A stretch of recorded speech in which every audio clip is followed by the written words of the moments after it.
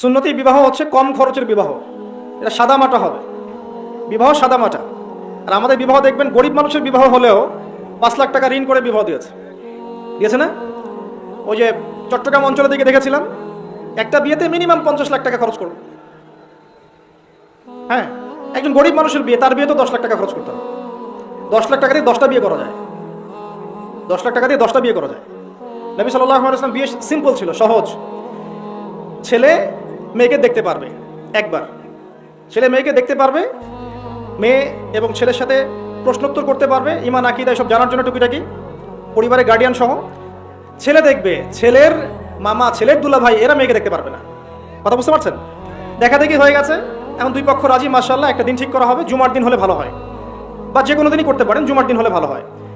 বিয়ে হবে, দুজন সাক্ষী থাকবেন, কাজী থাকবেন, মোহর নির্ধারিত হবে একটা। আর মোহর এত চড়া হবে না যেটা দেওয়ার মতো ক্ষমতা ছেলের থাকবে না। ছেলের আয় বুঝে মোহর নির্ধারণ করতে হবে। ছেলে যদি সামর্থ্যবান হয় সে 1 কোটি টাকা মোহর দিতে পারে, ছেলে যদি সামর্থ্যবান না হয় সে 50,000 টাকা মোহর দিতে পারে, কি সমস্যা? এটা ছেলের সামর্থ্যের উপর ডিপেন্ড করবে। এবং মোহরটা দিতে হবে, এটা বাকি রাখা যাবে না, মোহরটা দিতে হবে, এটা তার হক, স্ত্রীর হক। আপনাকে চেষ্টা করতে হবে বিয়ের রাতেই দিয়ে দেওয়ার জন্য।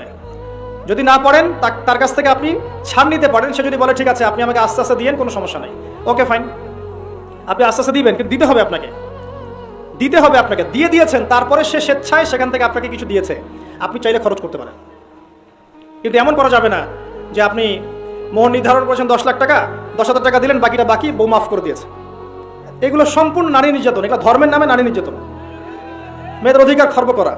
আবার ওই যে মোহর দিতে হবে এই জন্য আবার যৌতুক নির্ধারণ করেছে 10 লাখ টাকা। মানুষ যে কত চালাক আর কত বিটকাল, কত শয়তান, সেটা আসলে মানে শয়তানও লজ্জা পায় মানুষকে দেখে। এখন কিছু কিছু ক্ষেত্রে শয়তানও মানুষকে দেখে লজ্জা পায়, এত শয়তানি আমাদের মনের মধ্যে। যার ভাবখানা এমন, ছেলেকে বিক্রি করছি, মেয়েকে কিনছি। তো আবার দেখা যায় মেয়ের বাবার ঘাড়ে বিশাল একটা বউ ভাতের চাপিয়ে দেওয়া হলো, একটা বোঝা চাপিয়ে দেওয়া হলো। তো অলিমা করবেন আপনি, অলিমা করবে ছেলে। অলিমা কে করবে? অলিমা ছেলে করবে, সেটা না করে মেয়ের উপর চাপিয়ে দেওয়া হলো। এগুলো ঠিক না। সুন্নতি বিবাহ সিম্পল, সহজ সরল, অল্প মোহর, সামর্থ্য অনুযায়ী মোহর পরিশোধ করবেন, সাক্ষী থাকবে, কাজী থাকবে, উপস্থিত জনগণকে খাইয়ে দিবেন। এর পরের দিন আপনি অলিমা করবেন। অলিমা আপনার সামর্থ্য অনুযায়ী যত বড় করতে পারেন করবেন।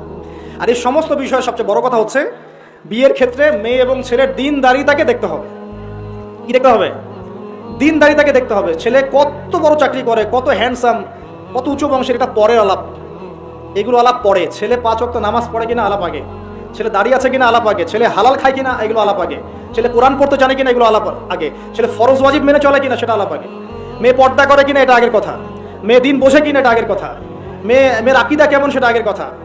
মেয়ে যদি হয় জিন্সের প্যান্ট পরা, গেঞ্জি পরা, আর এদিকে বড় বংশের মেয়ে, আপনি বিয়ে করলে তো পস্তাবেন, সারা জীবন পস্তাবেন, সারা জীবন পস্তাবেন। কোনো কোনো ক্ষেত্রে দেখবেন বোরখা পর্দা দেখে এত মানে অধিক উৎফুল্ল হয়ে যায় না, কারণ সব পর্দার পিছনেই সত্যিকারের দিনদারিতা থাকে না। এখানে আপনাকে আল্লাহর কাছে চাইতেও হবে, স্মার্টলি তার আকীদা, আমল, পরিবার, বংশ দেখতে হবে। স্পেশালি মেয়ের মা কেমন সেটা দেখেন, মেয়ের নানি কেমন সেটা দেখেন, মেয়ে যে পরিবেশে বড় হয়েছে ওই পরিবেশটা দেখেন। ঠিক আছে।